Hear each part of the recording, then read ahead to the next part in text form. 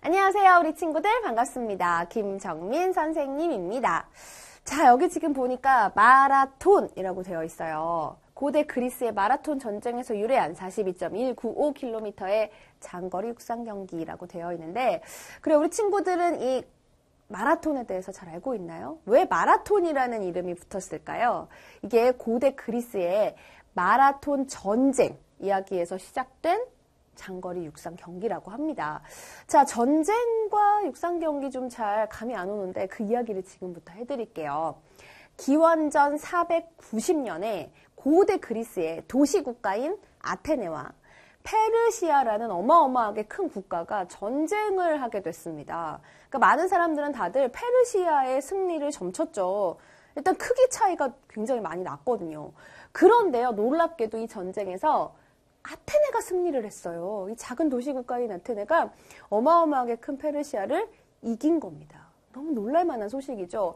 지금 같으면 뭐 바로 휴대전화로 전화해서 소식을 알리면 바로 소식이 가죠. 그런데 그때는 기원전 490년이에요. 사실 전화할 수 있는 가장 빠른 방법이라고는 이 중에 달리기가 가장 빠른 사람이 뛰어가서 전하는 방법밖에 없었습니다. 자, 그래서 그 한 병사가요. 그 마라톤 벌판, 그 벌판의 이름이 마라톤 벌판이었어요. 거기서부터 달려서 이 승리 소식을 전했다고 해요.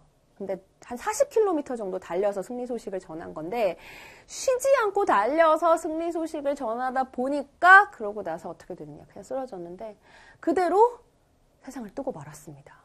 자, 여기서 이 마라톤이라는 이 경기가 유래를 한 거예요. 그 선수의 그 승리 소식을 전한 그 선수를 기리기 위해서 경기를 만든 거죠. 그래서 그렇게 42.195km를 열심히 달리는 겁니다. 자, 이 마라톤은요, 올림픽, 하계올림픽의 정식 종목이기도 하죠. 우리나라에서도 종종 마라톤 대회가 열리고 있어서 우리 친구들도 그 대회는, 경기는 잘 알고 있을 겁니다. 아, 이렇게 전쟁에서 유래했구나라는 거. 그러니까 이젠 달리기 할 때 그 선수의 마음을 좀 한번 생각을 해볼 필요가 있지 않을까 싶어요. 대단한 선수죠.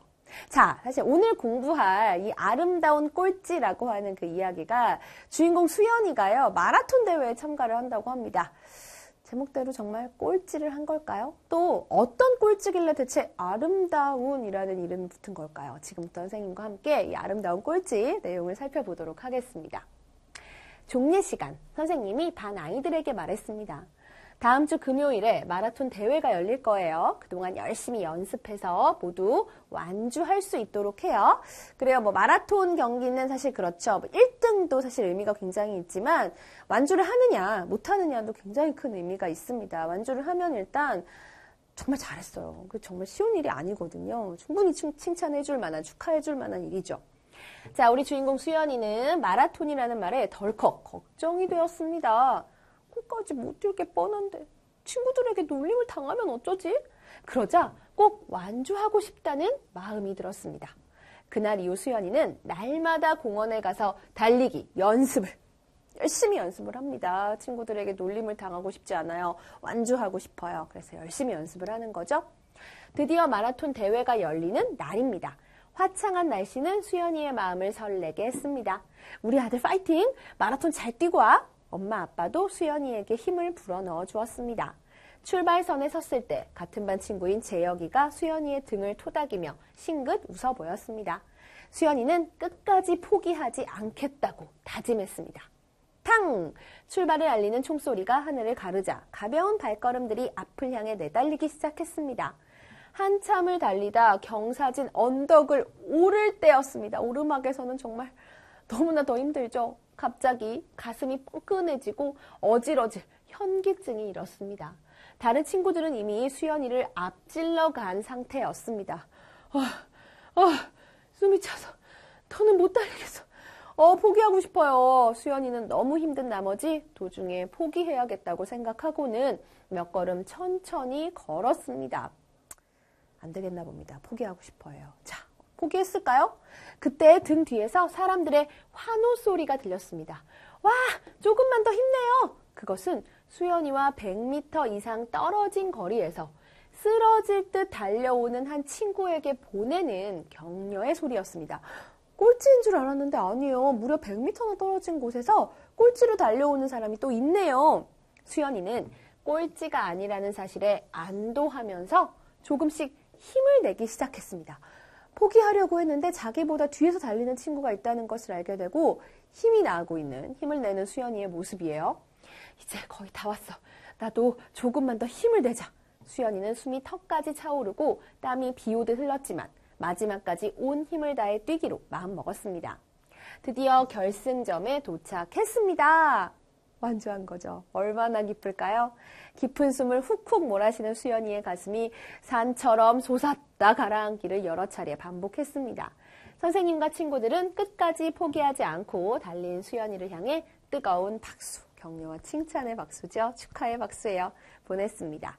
수연이는 꼴찌로 들어올 친구를, 자기보다 그 100m 뒤에서 뛰고 있던 그 친구를 기다렸습니다. 그 친구에게 응원의 박수를 보내주고 싶었습니다. 그래, 얼마나 힘들게 달렸을지 수연이도 자기도 경험했으니까 아는 거죠. 그런데 잠시 후 그 친구가 결승점을 얼마 남기지 않고 경기를 포기했다는 사실을 알게 되었습니다. 수연이는 왠지 마음이 아팠습니다. 경기를 포기할 수밖에 없었던 그 친구의 마음을 느끼고 있는 거예요. 집으로 돌아온 수연이는 아빠, 엄마에게 마라톤에서 완주한 일을 몇 번이고 자랑했습니다. 스스로도 너무 자랑스러운 일이니까 엄마, 아빠께 자랑을 했네요. 내 뒤에서 달려오던 친구가 없었다면 나도 중간에 포기하고 말았을 거예요. 아빠와 엄마는 그런 수연이가 무척 대견했습니다. 그날 밤, 대반전이 일어나요. 그날 밤 모두가 잠든 시각이었습니다. 안방 문틈 사이로 아빠의 낮은 신음소리가 들렸습니다. 그리고 가느다란 엄마의 목소리도 들렸습니다. 당신도 몸이 약한데 수연이 뒤에서 함께 뛰다니 너무 무리한 것 같아요. 병원에 안 가도 되겠어요? 수연이 뒤에서 함께 뛰다니 누가요?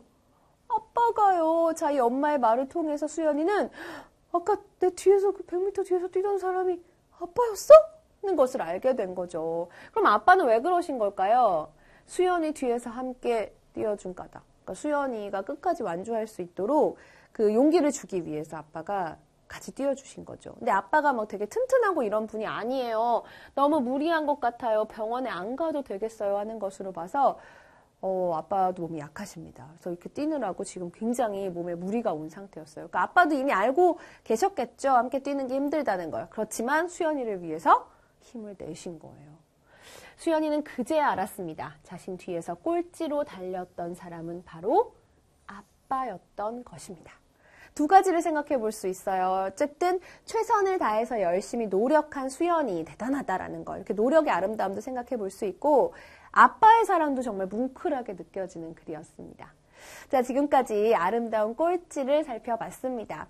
정말 아버지의 사랑 뭉클하게 느낄 수 있는 따뜻한 이야기였어요. 너무 감동적이지 않나요? 자, 수연이는 아버지가 뒤에서 달렸던 사람이다라는 것을 알고 어떤 생각이 들었을까요? 그리고 이 이야기의 이제 흐름을 볼 때 이 다음에는 과연 어떤 일들이 일어날까요? 이어질 이야기들 우리 친구들이 상상해 보는 것도 좋은 공부가 될 수 있을 것 같아요.